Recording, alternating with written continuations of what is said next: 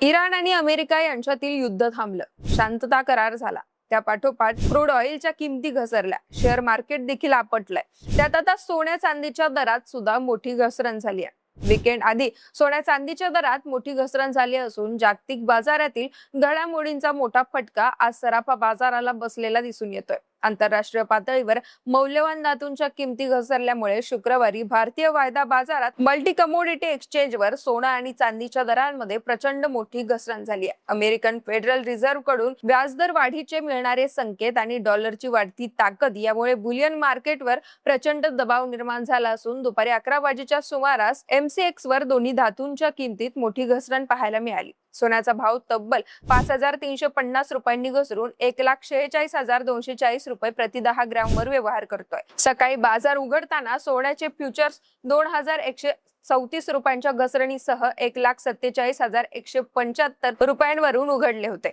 तर त्या आधीच्या सत्रात सोनं 1,49,378 रुपयांवर बंद झालं होतं.